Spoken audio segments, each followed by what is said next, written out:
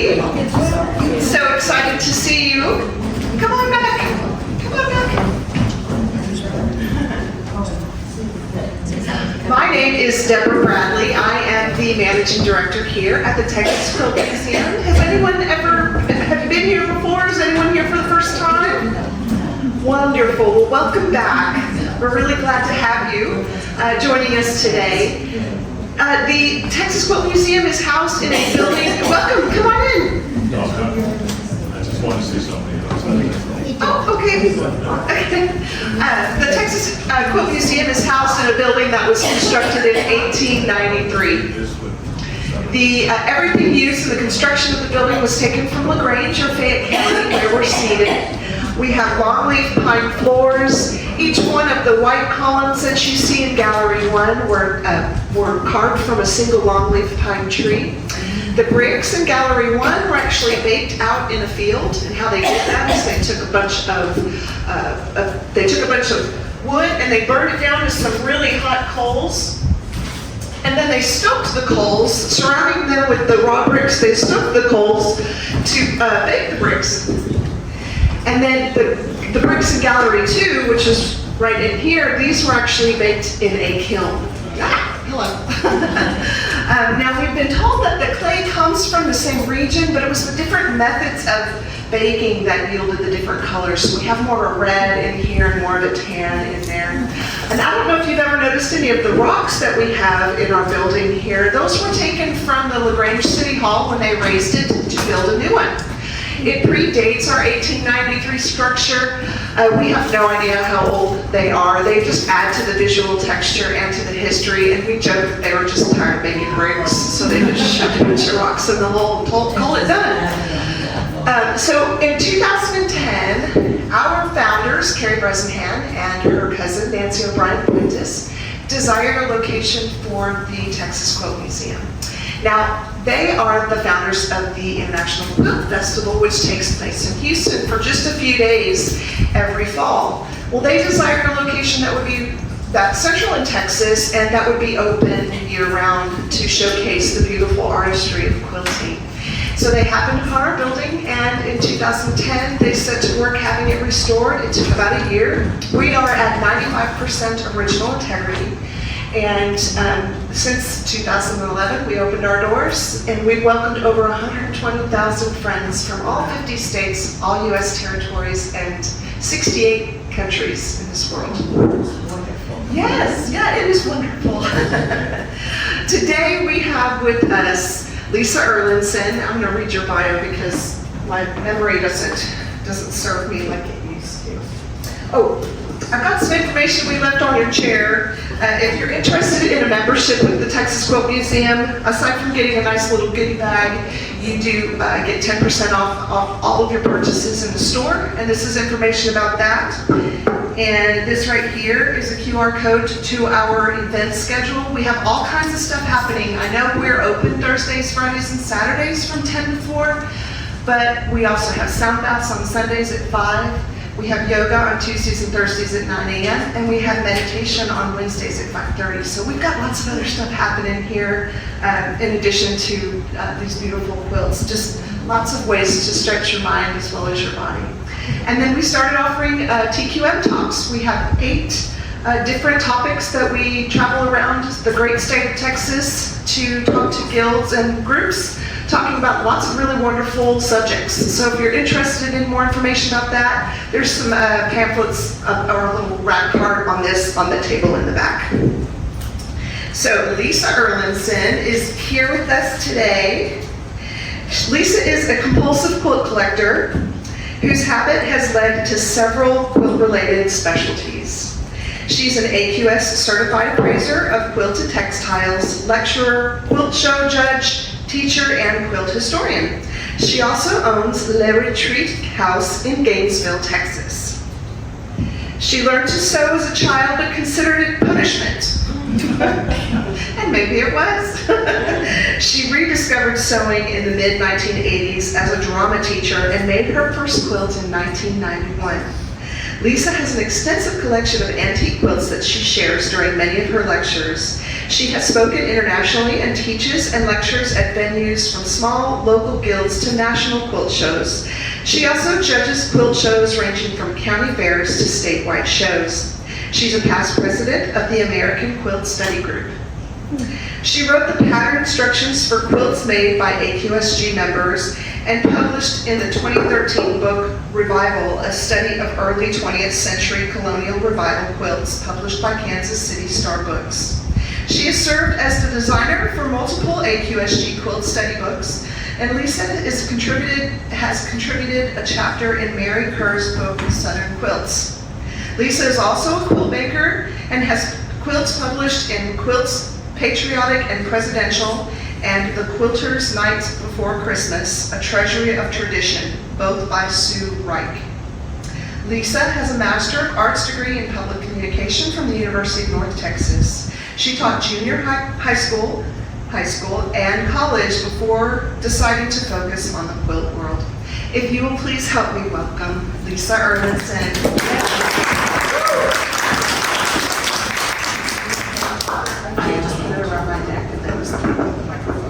Sorry for the noise. Okay, how's that? Is that okay?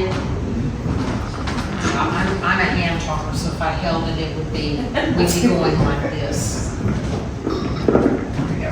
Okay, all right. And you could just tell me in the back, it's like, we can't hear you, and I'll use my outdoor voice. I'll use my stage voice. I wanted to, before we get started, because I don't want to forget, you have, or they are back there, some stuff, let's see, what do we call it now? Some swag from American Quilt Study Group. They have stickers, they have a bookmark, and, which actually, I didn't know they had bookmarks, so I definitely am taking one of those home with me. And we have this little zine that is a pocket guide of quilts, and it just kind of talks about some of the different categories of quilts. And just, you know, in case you wonder, it's like, what do these people do? This is what we do. We love all of this stuff. And then here is just a little wrap card that kind of tells you some stuff that I'm going to be showing you with pictures and talking, so you don't really have to read it, but it does have a QR code on the back to help you get to our website. And if you don't know how to use that QR code, don't feel lonely.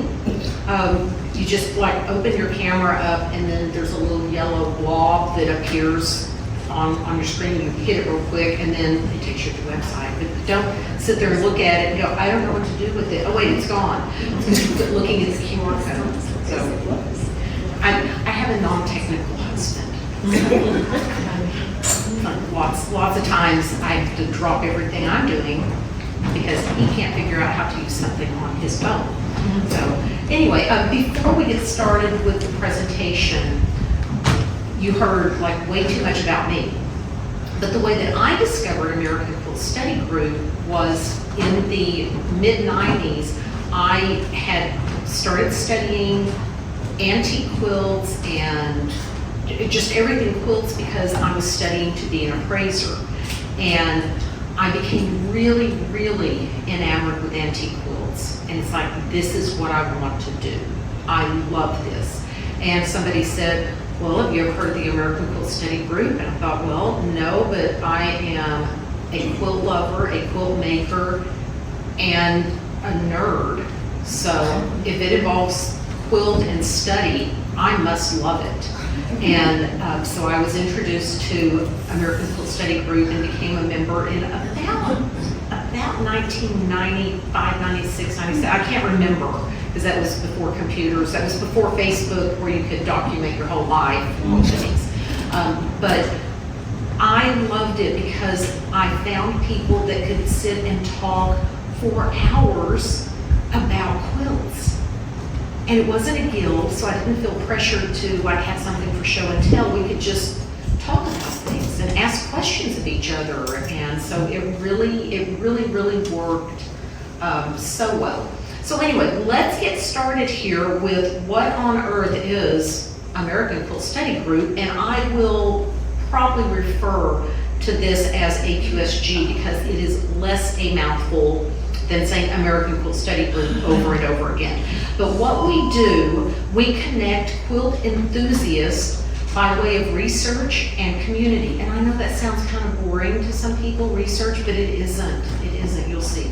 We study, collect, we enjoy everything from quilt fragments, from something that you can't even tell what it used to be, all the way up to large wall hangings, traditional quilts to modern quilts. Everything in between is what we look at and what we do. So our official mission, because we are a nonprofit, we have a mission statement. We establish and promote the highest standards for interdisciplinary quilt-related studies, providing opportunities for study, research, and the publication of works that advance the knowledge of quilts and related subjects. And that is a mouthful, but hang with me. So, a quilt. Quilts have long been regarded as just practical household goods. This was just something that we had to have for bed coverings. But today, quilts are viewed differently. They're viewed as works of art, history, and material culture. So whether newly made, like what's in here in this room, or antique, a quilt is enjoyed for its creative elements, its materials, its craftsmanship, its meaning, and it can be an object for study. And that's how we get to American Quilt Study Group. So what is quilt research? I love the short answer here. Simply put, quilts tell our stories. The longer definition, quilt research is an examination of the social, economic, and or cultural context or community that produced the quilt maker and the textile. Because a lot of times when we're looking at the quilt, you've got to also consider what can I learn about the quilt maker, even if they're anonymous, from the quilt. And so you kind of study it and extrapolate what you can out of it. So this involves an understanding through documentation and interpretation of that documentation of things like the quilt's fabrics, construction, differences or similarities to the other things that were being produced or are being produced in the same time period, as well as local trends or fads, regional trends or fads. It's like you look at the whole big picture of everything to try to learn what you can about this one quilt. All right, that is quite a mouthful. So let's look at it this way. Have you ever looked at a quilt and wondered who made this quilt? Was the maker young or old? Where did they live? And how or why did they choose those fabrics and that design? And I'm gonna stop here. Barb, you see the little attack, the monster down there? That's Tanya's quilt. Oh, is this? Tanya Lippman, sorry, mutual friend of Not ours. surprised. That quilt is called Attack of the Ragweed. And I own it. I love it. And during ragweed season, I hang it in my living room, and people come over, they just kind of look at it. I'm like, you obviously don't have allergies. So, but anyway, so this is one of those things, if you didn't know, you would look at that quilt 100 years from now, that didn't have a label on it, didn't have you look at that and say, who and why made, what is that about? So that is quilt research. If the quilt is from the past, you wish you could step back in time and live a day in the quilt maker's shoes so that you would know what it was like to make this textile and how it was part of the daily life. Or maybe you've just seen a new quilt and you've wondered what the maker is communicating here. How many other quilts are out there with a similar message? Is this a once in a lifetime thing, or are there a lot of quilt makers that are putting out a similar message? Well, American Quilt Study Group is here to support people asking those questions as you research and study. And, honestly, we're watching quilt history being made today and tomorrow. It's not old. Sally Garrett, the founder of American Quilt Study Group, had a very simple answer to what is research. It's nothing more than looking for an answer to a question. AQSG is believed to be the oldest and largest member organization in the world dedicated to quilt-related studies. It was founded in 1980 in Mill Valley, California by Sally Garrett and a small group who gathered around her kitchen table. Sally and this group of women, there are men members, but this original core group was women. They believed that anyone with the interest should be supported in their quest for research, not just people that taught at a university or had a PhD as part of their name. So they wanted everybody to have the support and feel welcome to study. From that first gathering, which is pictured here in 1980, AQSG has grown into a unique and highly respected international organization with members not just in the United States, but all over the world. Sally reflected on that first gathering and said it was clear by the end of the weekend that there is much yet to study in the history of quilts, textiles, and women. She was right. And that was the beginning of something really special, because now AQSG sets the highest standards for quilt-related studies and provides opportunities for its members to learn about and research quilts and textiles in historical and sociological context as artifacts of our material culture. Members include everything from traditional and contemporary quilt artists, historians, researchers, collectors, antique dealers, folklorists, authors, museum professionals, quilt appraisers, women's studies enthusiasts, students, professors, and quilt lovers. Academic scholarship is appreciated, but is never a requirement to participate in anything in American Quilt Study Group. So now we have over 850 members in the US and abroad, all age groups, and we really just want to increase the opportunity for knowledge about quilts, about the textiles, their history, and their place in society. Not just, oh, it's a quilt, but its place in society and what it meant or can mean.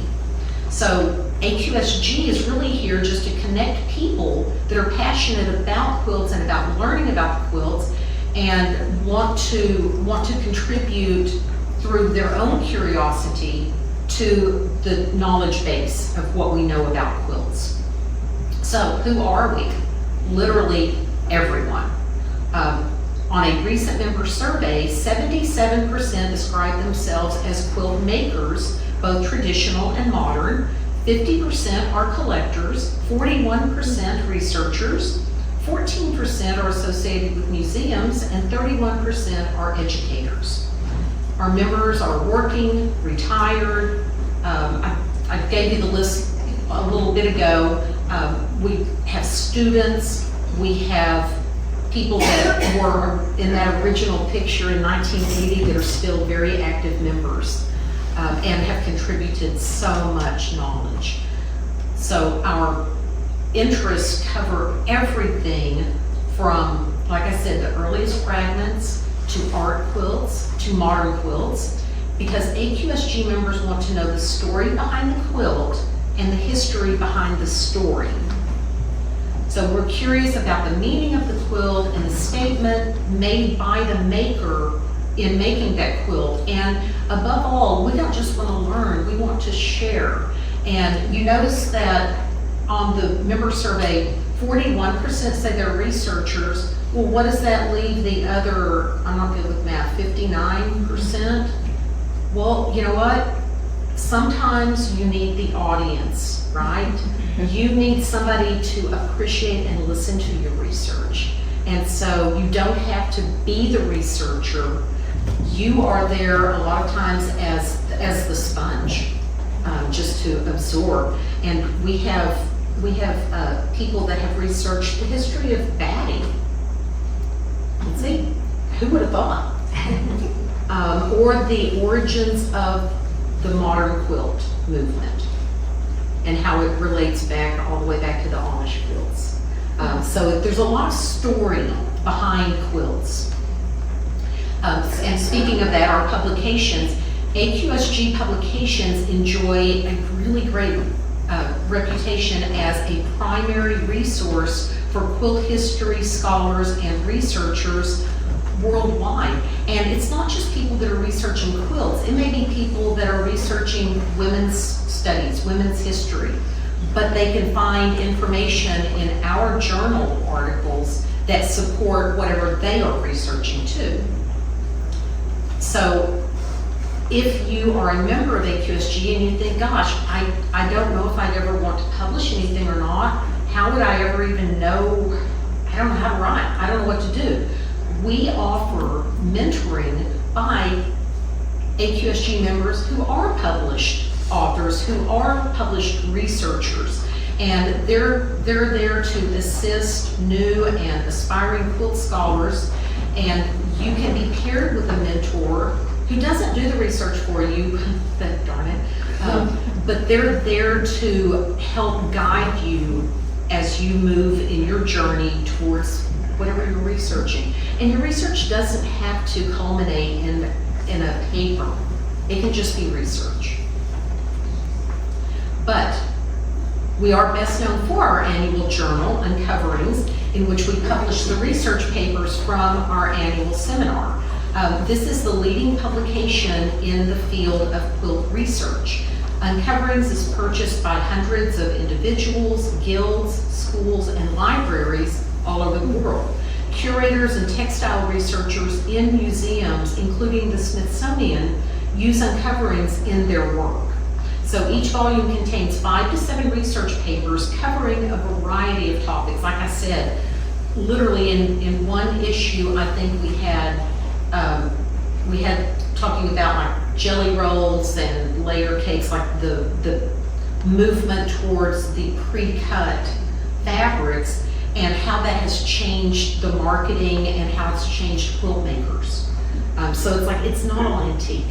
But also, you might have in that same journal, you might have something about a quilt that was from the 1840s and tells us the story of the quilt. So I can't tell you, because as many different types of quilts as there are, and as many types of quilt makers that there are and have been, that's how many things there are to research.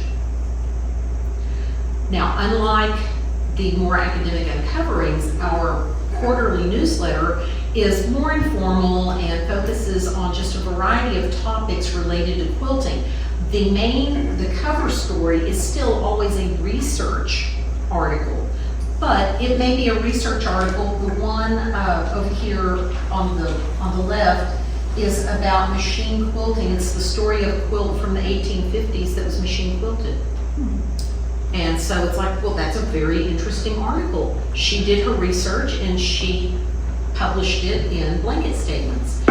It also provides information about museum exhibits, upcoming events with AQSG, just a lot of different things go in this. Every other year, the American Quilt Study Group issues a challenge to its membership to promote quilt study in a specific field. And we call this, amazingly enough, a quilt study, because we're really creative that way. We wanted it to maintain, it's like, don't get too fancy. We are going to study a quilt, so let's call it a quilt study. And so what we do is we provide an opportunity for everyone from quilters, historians, just people who love to make quilts and love a challenge, to deepen their understanding of the history of one particular quilt while also creating something new. And you're challenged to select an existing quilt that fits the guidelines for that year's quilt study and create a smaller version interpreting the elements of the original quilt, maybe exactly, but smaller, or maybe in a completely new and different way. couple of pictures in a minute, and then when we go in there, we'll really see it. Here we go. We started in 2000 with chintz quilts, and we, in 23, 19th century blue quilts was the last topic that we had. And for 2025, the one that will debut at our seminar this fall is mid-20th century quilt designers. So all those ladies that designed quilts for the newspapers in the 1920s and 30s, you can do that, all the way up to people that made quilts in the 1970s. So I'm pretty sure somebody's doing it, Eleanor Burns. Oh, you're doing one? No, do you actually have to have the quilt? No. Or you can just have a picture of it? You can just have a picture of No, it. uh-huh. Yeah, you don't have to own the quilt. You'll see when we get in there, a lot of those quilts are owned by a museum. But we do have to go through the proper permission forms and all that because we publish a book. Here's an example. The top example is from the Crib Quilt Study in 2002. So on the left here is the original crib quilt. The inspiration quilt, if you will. The study quilt is on the right. So that's what she made. And you can see it's not like it exactly. And don't go by the sizes, it's a slide, so I just threw things on and made them fit. But all of these study quilts have to be, I think, 42 inches or less on each side. And so you may, if it's a crib quilt, you may get to do the whole thing exactly right.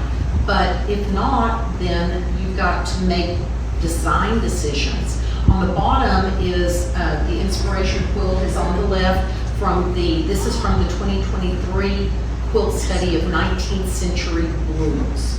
And so there's the original, and then on the right is the study quilt. See, we can't really call it a replica because they're not exact. Some are, but in the process of doing this, what happens is that the maker writes a paper, in short paper, it's like an essay, talking about what they learned. Maybe they learned a whole lot about the quilt maker in the process. And sometimes you learn that she was magic when you study how on earth did she make this work. Or you talk about how your processes are similar or completely 21st century compared to what the inspiration quilt was. We're really loose on a lot of the guidelines for that, so you can, you don't have to do needle turn applique, you can fuse it. But in studying that original quilt and doing your fusible, what have you learned? And that's really what we're interested in promoting is what you learn in doing this. And beginning in 2014, AQSG began publishing a book featuring a picture of all of the quilts, the inspiration quilts, as well as the completed study quilt for each participant. We have up to 50 slots only for every study. Only 25 are chosen to tour. But the books have all 50 quilts. And it's not exactly like a quilt show contest. Some people make them and then say, I don't want mine to travel. And so they automatically, it's like we get to see them that one time. But then they're in the book, so that's great. The books are available on Amazon, and I believe that the museum here is going to be getting some of the Medallion Medallion quilt books before the exhibit comes down. So stay tuned. Stay tuned for that. I've mentioned that we have a seminar. Seminar is the best thing in the world. It's like, how it is when you meet somebody that loves quilts?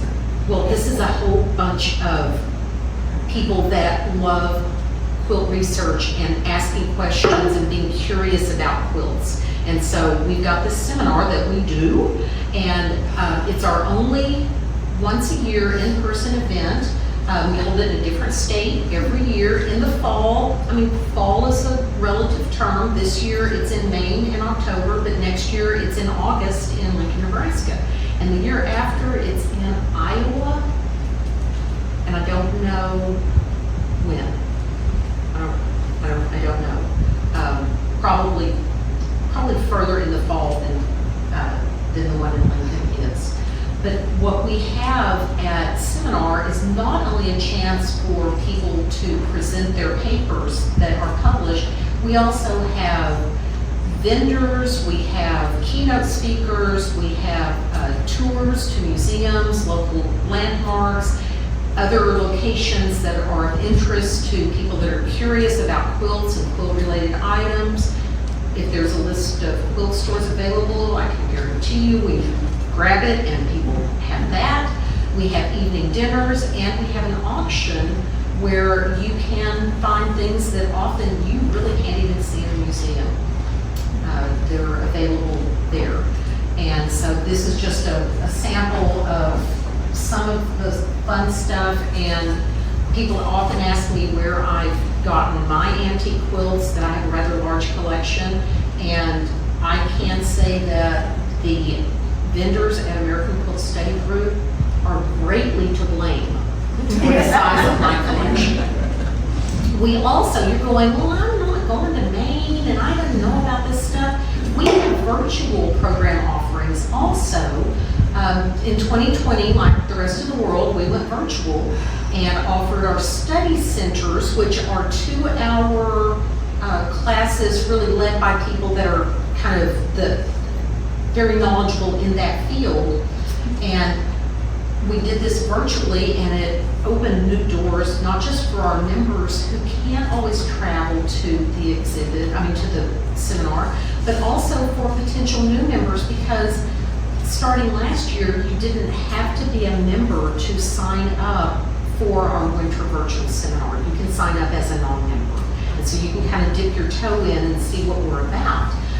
We also offer Friday night hangouts, which are for members only, and there will just be a random topic chosen, and people log on to a Zoom meeting and do like show and tell stories about the quilts and ask stories, and sit and stitch and talk and drink hot tea or wine or whatever, and pet their cats, and visit with their friends that in some cases live on the other side of the world. So it's a really fun thing, but that is for members only because we had to control it. Quiltside chats and Quilts in a Material World are available to everyone on the American Quilt Study Group YouTube channel. And so if you're curious about Quiltside chats, we talk with, it's members talking to a museum curator about a quilt in their museum. And then lots of times then a bunch of other quilts get brought into the discussion, and you just sit and watch people talk about quilts. And Quilts in a Material World is a new ongoing program that we are doing that is really helping you. If you're like, I don't even know what that means, that's what you need to watch, because that's where we start, is what is the material culture study, how do quilts fit into it. And so we look at all of that. We also, and I'm not going to go over it, I did want you to know we offer research grants for members, and we offer endowment grants, and these are funded completely from our endowment fund. And these grants are they're not for quilt research, these are for outreach projects. So an organization or an individual or an institution can send in a proposal and tell us how they need to use the funds. And this year, the grant will be up to $2,000 for projects that have a lasting, supporting effect on the quilt world. And we've done things with this grant, such as help a small historical society upgrade their quilt storage, or help a small museum provide signage that better explained how the quilts in their collection tied into the community. And we offer seminar fellowships for our younger members that sometimes don't have the funds to travel, but really would benefit from being able to attend our seminar. And so they get a fellowship, basically, to be able to go. All right. That was fast. Sorry I talked so fast. If you have any questions, I may not have the answers to them because I'm just a person. But we have an office, and those are the people that have the real answers to things. And so that's a QR code, but really it's, and I've done one of those I was impressed that my phone worked on the screen. But anyway, but here, and I mean, it's really easy too. It's AmericanQuiltStudyGroup.org. It's not that hard. So feel free to find out as much as you can about us and to join us and enjoy the exhibit that we're going to walk over to next. Oh, first we're going to do Let's do door we're going to prizes. do a door prize. You can teach them all. I can do it. And for the latecomers, I put your names in here, so you're in. All right, we have This those. is for a bag, a tiki Oh, bag. nice. And that goes to Marilyn Spillane.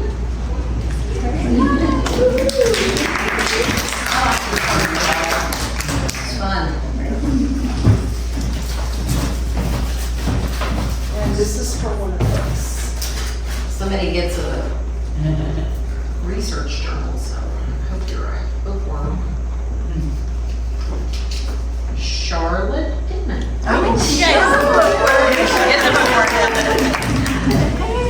While she's walking back there, I did not bring I didn't have any more brochures, but we have a small regional group called the Lone Star Quilt Study Group, and we get together once or twice a year and learn about quilts. We're meeting July 26th in Lubbock because there's 2 quilt exhibits up at the Tech Museum, and so we're gonna meet there, and I didn't bring anything that tells you that, but you can Google it, Lone Star Quilt Study Group, and it'll pop up and you can find it, and you don't have to like be a member. It's like you just sign up for that, and I've got a card back there with my name on it, and you could grab that and email me and say, what did you need about the Lone Star Quilt Study Group? And I'll like have some prepared answer for you.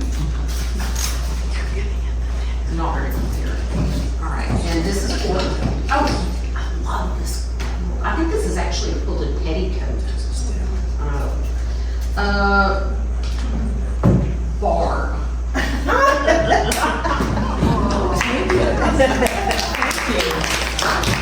Yeah, I like that. I didn't like knew the name as soon as I saw it. And this is a one-year membership to the Texas Quilt Museum. Wow. And that goes to Andrea. That's me. So if you'll just complete the brochure that's in there, and then we'll get everything else registered. So you ready to take a walk? Yes. Go take a look at those over there. I'm gonna take this with me. Take that with you. We're gonna take this with us. Have mine, we'll travel. Oh, good.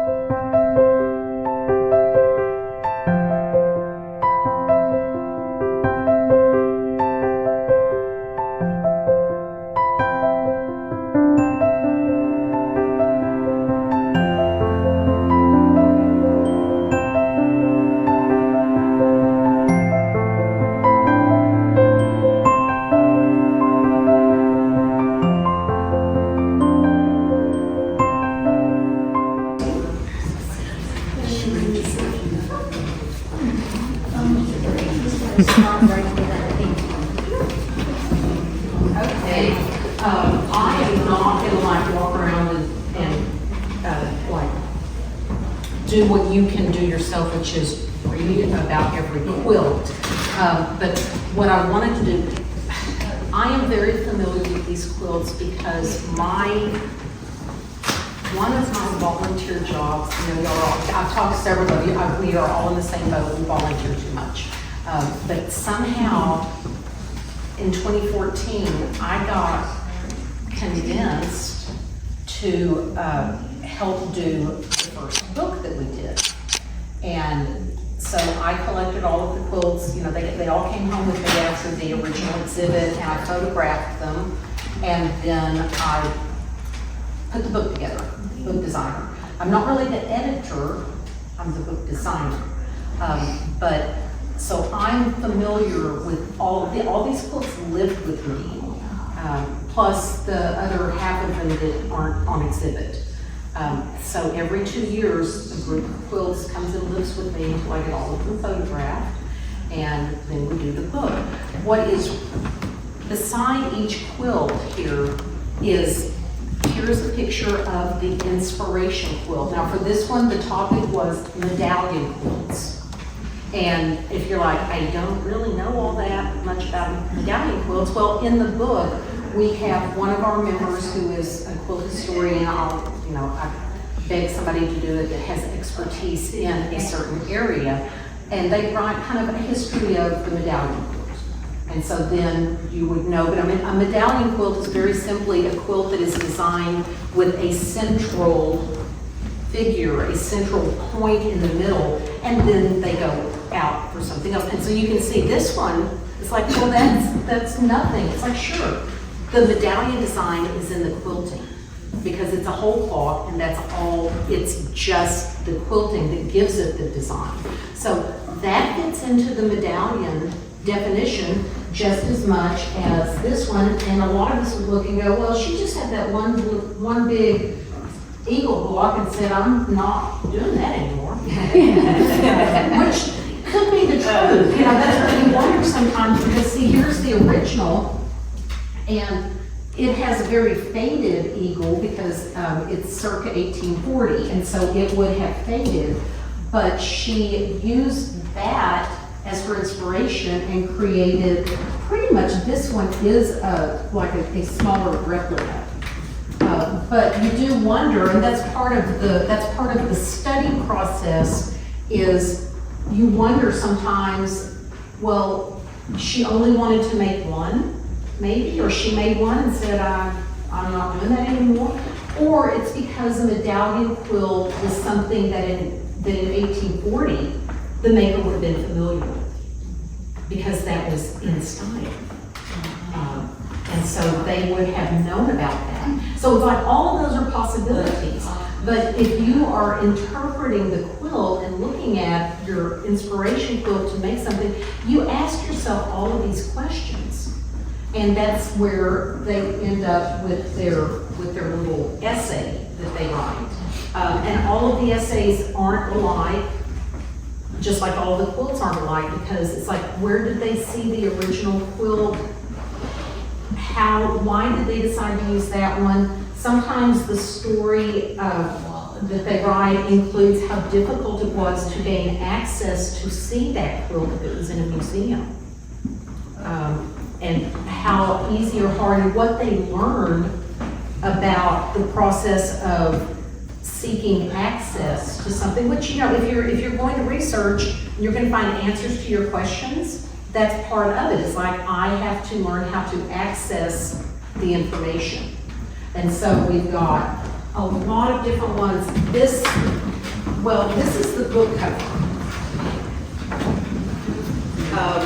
And it's not like it won Best of Show, but it to me is like such a perfect example of a medallion. And it was just a fabulous quilt with wonderful reproduction fabrics, and she's got her picture. You really have to get up and look at this in a minute, like get up really close and look at this quilt. It's insane, because this is a full-size quilt with small hexagons all around it. But you'll notice that it's from the collection of Janet Odell, one of our Australian members, but it was made by another member. So you don't have to own the quilts. You may just lust after one of the friends. And so then this is your chance to be inspired to create something new from that quilt. Another one that I wanted to, I know whose it is, I just have to find it. It's over here, this one. The quilt is great. It is another one that is a really close replica of the original, but the story of it is fabulous because Wendy, who lives in Maine, saw this antique quilt in a store hanging over a chair. It was out of her price range, no way that she could afford it, but it was in a quilt shop. So she went in and offered her services to teach and be a quilt instructor in exchange for the quilt. Worked out for everyone. And so eventually the quilt came home with her, and then she made this. This was years ago, but because she had that quilt and loved it, the quilt study was her opportunity to really do a deep dive into how the quilt was constructed and, do the math to make it go from the big quilt down to a smaller version. And this one is another example that I love because I know this lady. That's not why I love the quilt, but I know this lady. She is originally from the Northeast. She lives in Texas. Every 2 years when they announce the topic for the quilt study, she desperately tries to find a quilt from Massachusetts to do, because that's where she's from. It's like, I want to do a quilt from home as part of the study. Strikes out year after year after year until they did the Medallion quilt, and she knew that there was a quilt at historic Deerfield, which is a historic site in Deerfield, Massachusetts. And so she got permission and was able to do her study quilt. And it's a cutout corner quilt, which if some of you are looking once, somebody took part of that quilt. It's a very New England style to do this for the 4-poster beds. And so she was so thrilled finally to be able to, kind of mesh all of her loves of doing a study quilt for American Quilt Study Group and using an inspiration quilt from home. And so she named it finally Home. And so, these are fun kinds of stories, and then there's other ones that they tell you all about the printing process in the original fabrics, because that's what they were interested in, or that's what they learned about doing. And so it makes it really different. The quilt over here, this lady, this is a fabulous quilt. Would it surprise you if I told you that the maker was a mathematician? She, I think she's retired now, but she has long been an instructor at Cornell in New York. And so all of her quilts that she makes for the quilt studies, you look at it and you say, I'm so glad you can do that. I cannot do it, but a mathematician is drawn to certain things, and so you get that, and it wouldn't be me. The lady that did the red work over here is one of our resident red work experts in American Quilt Study Group, and so of course she chose to do red work. And one of her discoveries from the inspiration quilt and in replicating that was, that's a horseshoe in the middle, and she kind of always thought that the original quilt was a wedding quilt. It's like, why would you put an upside down horseshoe? Because that's bad luck, right? It's supposed to be it's up, and if it's down, the luck runs out. Well, what she found out in doing more research of the time period, see, that's what we've got to remember. That it's like, with a quilt, you can't interpret it today if it was made 100 years ago. You've got to go back to that society and that culture and look at it that way. And apparently, what she found out was that the horseshoe was good luck, and if it was upside down, it was pouring out good luck on you.